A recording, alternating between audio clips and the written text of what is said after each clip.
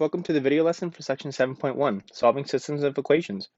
We're going to look at a few specific strategies to solve different systems involving linear and nonlinear equations. Let's get started. To begin with, we're going to review the process of substitution. So our first step in substitution is we want to try and isolate a variable. So we're going to solve equation 1 for one variable, either x or y, or maybe z if we have a third variable. And we're trying to find whichever one is easiest to get by itself. So once we have a variable by itself, we have something like x equals an expression or y equals an expression. So then step 2 is we're going to substitute the expression found in step 1 into the other equation to attain an equation with one variable. So if we had something like x equals, we take whatever it equaled and plug it into the second equation. And now our second equation has only y's in it. For our third step, we're going to go ahead and solve equations that we found in step 2. So we're going to solve for whatever variable we have. Our next step is we're going to go ahead and back substitute the value we found in step 3. So when we've solved our equation, we get something like y equals a number. We'll take that number and plug it back into the original equation from step 1. And then our last step is to go ahead and check to make sure that our solution actually works by plugging into one of the original equations. All right, let's go ahead and take a look at this. So we have our equations here. We have x plus y is equal to 4, and then we have x minus y is equal to 2. So for step 1, we want to go ahead and try and get something by itself. So we're going to go ahead and get this x value by itself in our first equation.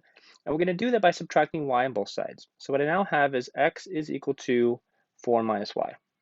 All right, so we got a variable by itself.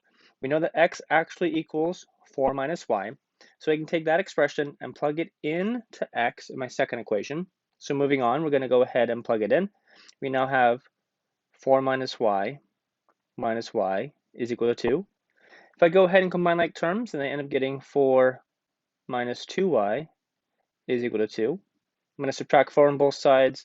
So we have negative 2y is equal to negative 2. And then by dividing by negative 2, we get y is equal to 1. Now that I know that y is equal to 1, I'm going to go ahead and take that value and I'm going to plug it in. So I'm going to take that y equals 1, plug it into my original equation. And this is going to allow me to solve for my x value. So I have x plus 1 is equal to 4. By subtracting 1 on both sides, we get that x is equal to 3.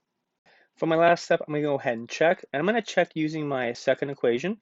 So if I plug in a 3 for x and a 1 for y, do I in fact get 2?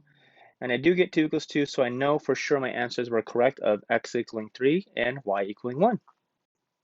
All right, for our next example, we have our two equations of negative 2x plus y equals negative 5, and then x squared plus y squared equals 25. So again, we're going to go ahead and pick a variable to get by itself. For this example, I'm thinking that y is probably the easiest thing to get by itself.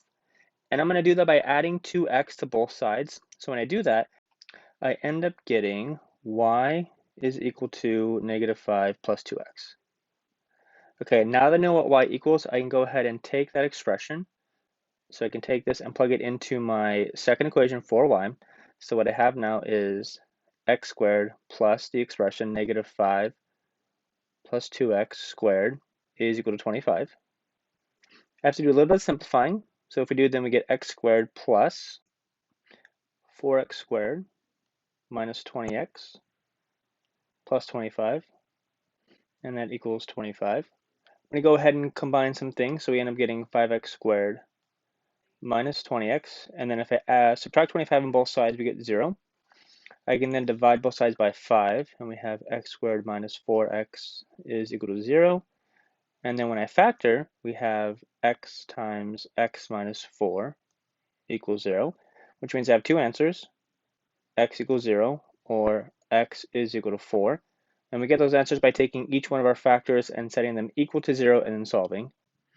All right, so I'm going to go ahead and plug in my answers now, and I have to do it twice. So I have to plug in a 0 in for my x value, and also plug in a 4 in for my x value. So again, I'm going to plug them both in here. If I plug in a 0, then we end up getting 0 plus y is equal to negative 5, which means that y itself is equal to negative 5. And if I plug in my other x value of 4, then we have negative 8 plus y is equal to negative 5, which means that y is going to actually equal, oops, use a pen here, y is going to equal a positive 3. So we have two actual answers here. For our answers, again, what we had was the point 0, and then -5. And we also have the answer of 4 and 3. And I could take each one of those points and I could plug them into my second equation here to verify that they do in fact work, to make sure that all of my work was correct.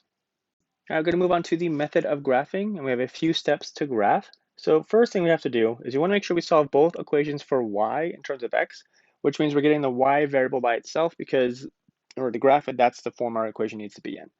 The second thing we're going to be doing is using a graphing utility to go ahead and graph both equations in the same window, so you can make sure you see them both overlapping. We're going to use the zoom trace feature for our graphing calculator to go ahead and approximate where the actual points of intersection are. And then we're going to just make sure again that we're checking our solutions by plugging them into the original equations to make sure we didn't make some mistake when we're trying to solve for y.